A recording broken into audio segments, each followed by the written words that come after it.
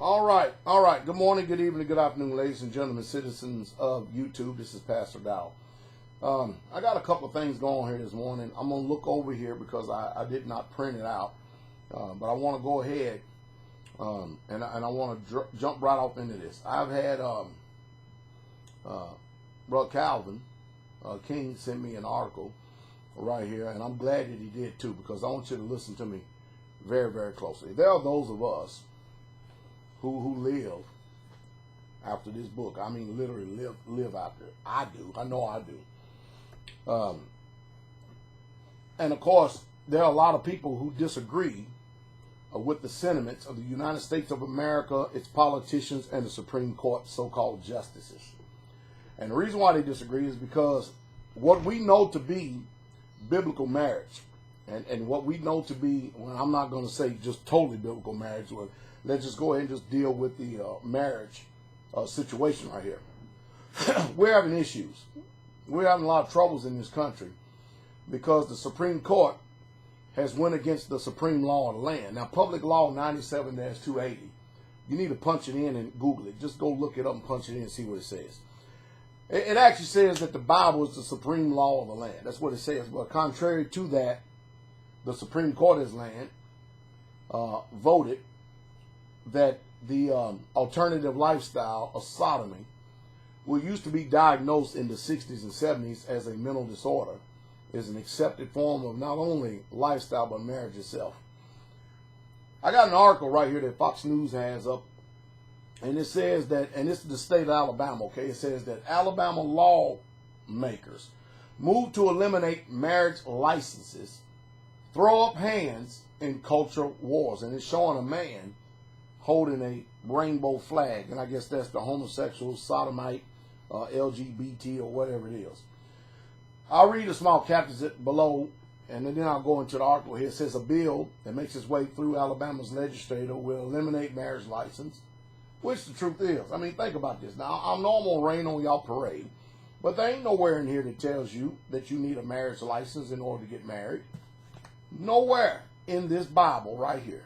There's nowhere in there. There's no ceremony in here as far as a marriage goes. Yet still, your lying preachers get up in front of you and, dearly beloved, we are gathered here today, lying to you all over the place like they do with so many other fairy tales. I'm not going to digress. I'm not going to get on that, all right? We're just dealing with truth here, all right?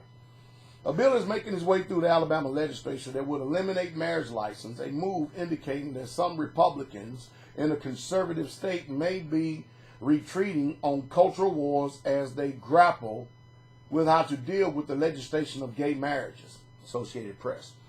Alabama lawmakers may be waving the white flag in the cultural wars, advancing a bill that would eliminate marriage license entirely, in turn helping judges avoid the gay marriage debate in a conservative state. I mean, we got freedom of religion. At least that's what we think we do, right? But what do you do when you got an oppressive regime that's trying to force its cross-cultural analysis and its cross-cultural beliefs on the people? They're just simply going to have it. No one particularly likes changing our law. I tell you that. The bill-sponsored Republican State Senator Greg Albritton said in an interview with Fox News, however, under the circumstances, it's the best thing that we can do. It is the best thing to do because the truth is, what they don't tell you about the marriage license is they never disclose to you the terms and conditions of those contracts. Marriage license came into being in this country right here because of miscegenation laws. In other words, they didn't want black and white people mixing. And because of that, they used it as a deterrent, but then they found out, just like the government was, that they could make a lot of money, not only through the marriage license itself, but then when they started encouraging divorce and remarriage, and, basically, which is serial polygamy, they found they could make a lot of money through probate. And so, hey, it was a benefit for the government. What do we care? As long as our particular society, the rich, we know what we're doing and stuff. So anyway, Albritton denies that any attempt to denigrating marriage, as some social conservative critics charge. The Republicans said his bill is a practical solution for the state in response to the Supreme Court striking down gay marriage bans in 2014. I don't even know how to pronounce it, but apparently here's the decision. Obergefell, Obergefell versus Hodges decision. We would have not changed this had it not been for the Obergefell, I don't know how to pronounce it, how Britain said, but without the change, the law remains in conflict with Obergefell. I don't know, don't get me wrong about the name, I'm just going to say Ofel, okay? So we got to make some changes to the law to come into compliance, all right? Alabama state law has long defined marriages between a man and a woman and has given probate judges discretion in issuing marriage license.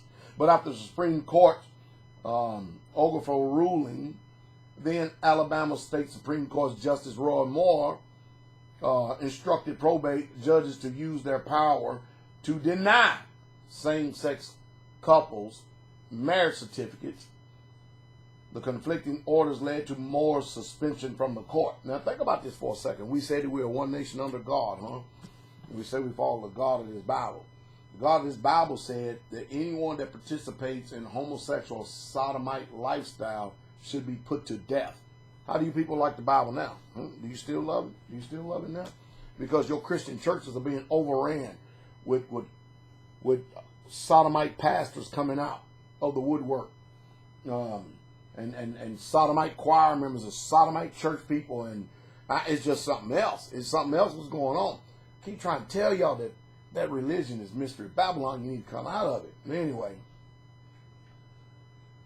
Alabama's legislation was approved by Alabama State on January 16th, would end the practice of probate judges issuing marriage license to anyone. The bill now heads to the House, where it is being considered in committee on Wednesday. The Republican sponsor says he's aware of other states that have taken similar steps. Alabama is not only the only state grappling with the issue, though, it's not the only state that's doing it, is wrestling with it. In Kentucky, local county clerk Kim Davis famously refused to issue marriage license for a gay couple in 2015. And more, they tried everything to get that woman to change it, but they couldn't get it. You can't get nobody to resign when it's an elected office. Anyway, some see it as a way to protect local probate judges from being forced to issue gay marriage license, which is both morally and politically problematic for a lot of them. Todd Stacy, the publisher of the Alabama Daily News, said of the Alabama bill, but I take Senator Burton at face value when he argues that this is a church / issue, church-state issue to him and many others. Stacy said for many other social conservatives, the question is, if the state cannot define marriage the way it wants, then why should it be in a marriage business at all? Notice the key words there, marriage business.